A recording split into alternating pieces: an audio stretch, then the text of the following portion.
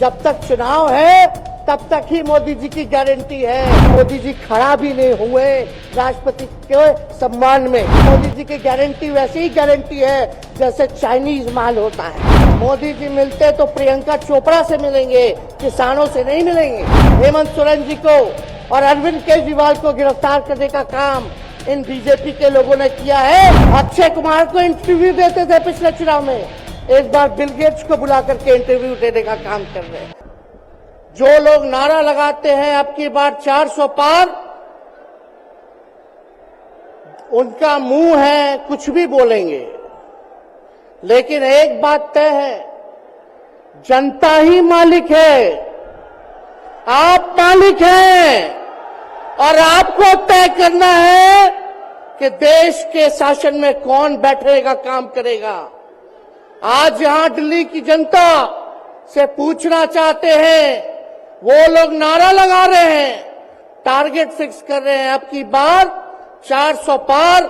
ऐसा लग रहा है कि पहले से ही ईवीएम सेटिंग हो चुका है। ये लोग फिर भी आप लोगों से पूछना चाहते हैं कि आप लोग, ये लोग जो नारा लगा रहे हैं, क्या वो सच होगा या वो सत्ता से बेदखल करिएगा? हाथ उठा के बताइए, इनको सत्ता से बाहर करना है कि नहीं करना? आज हम सब लोग देख रहे हैं कि देश में अघोषित इमरजेंसी लागू हो चुकी है। देश में सत्ता में जो लोग बैठे हैं तानाशाह रवैया अपनाने का काम कर रहे हैं, घमंडी हो गए हैं लोग। और आज हम लोग किसी को गाली देने नहीं आ रहे, लेकिन जो आंख से देख रहे हैं वो बताने आ रहे हैं, जो महसूस कर रहे हैं वो बताने आए हैं। सत्ता में लोग जो बैठे हैं, विपक्ष का धर्म बनता है, कर्तव्य बनता है कि उनसे हम लोग सवाल करें।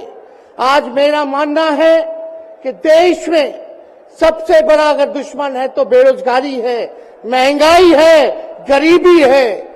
आज यहाँ लोग हैं, नौजवान हैं, नौजवानों से पूछना चाहते, बताओ कितने नौजवान यहाँ जो हैं मोदी जी ने नौकरी दिया? हाथ उठा के बताइए। कोई नहीं मिलेगा। मोदी जी ने कोई नौकरी नहीं दी, सब कुछ जो है प्राइवेटाइज कर दिया। और हम लोगों ने बिहार में जब कांग्रेस लेफ्ट इंडिया अलायंस की सरकार थी, 17 महीने में 5 लाख नौकरी हम लोगों ने देने का काम किया। आज किसान तबाह है, युवा परेशान है, लेकिन किसानों से मोदी जी को मिलने का समय नहीं है। मोदी जी मिलते तो प्रियंका चोपड़ा से मिलेंगे, किसानों से नहीं मिलेंगे। अक्षय कुमार को इंटरव्यू देते थे पिछले चुनाव में, एक बार बिल गेट्स को बुला करके इंटरव्यू देने का काम कर रहे हैं। लेकिन किसानों की समस्या कैसे हल होगी ये नहीं बता रहे। किसानों से उन्होंने पिछले चुनाव में वादा किया था कि उनका आय दुगुना करेंगे।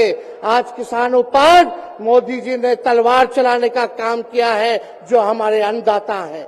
इसलिए आप सब लोग, जब आवाज उठाते हैं, तब मोदी जी और उनकी जो सेल है पार्टी की, उस पार्टी का सेल में कौन है? ईडी है, सीबीआई है, इनकम टैक्स है। लालू जी को तो कई बार सताया गया, मेरे ऊपर मुकदमा किया गया, मेरी मां पर, मेरी बहनों पर, मेरे जीजाओं पर, मेरे पिता के जितने संबंधी थे सब पर केस मुकदमा किया।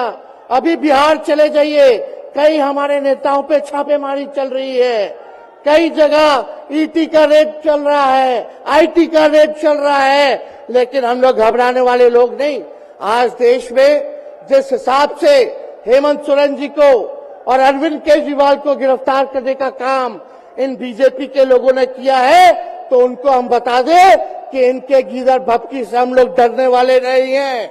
हम लोग संघर्ष करने वाले लोग हैं। और पिंजरे में तो शेर ही को कैद किया जाता है, सब लोग शेर हैं। आप लोगों ने ताकत दिया है, आपकी लड़ाई हम लोग लड़ रहे हैं। कंस राज आप लोगों ने देखा होगा, जब जब कंस को किसी से तकलीफ होती थी, डर लगता था, तब जेल में लोगों को बंद कर दिया जाता था।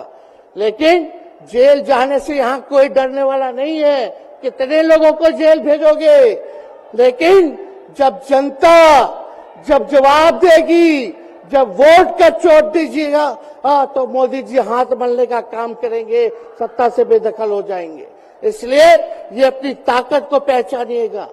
सब लोग चुनाव के समय आप सब लोग पोल कीजिएगा, वोट दीजिएगा, लोगों को भी वोट दिलाने का काम कीजिएगा। बीजेपी के लोग झूठ बोलने वाले लोग हैं।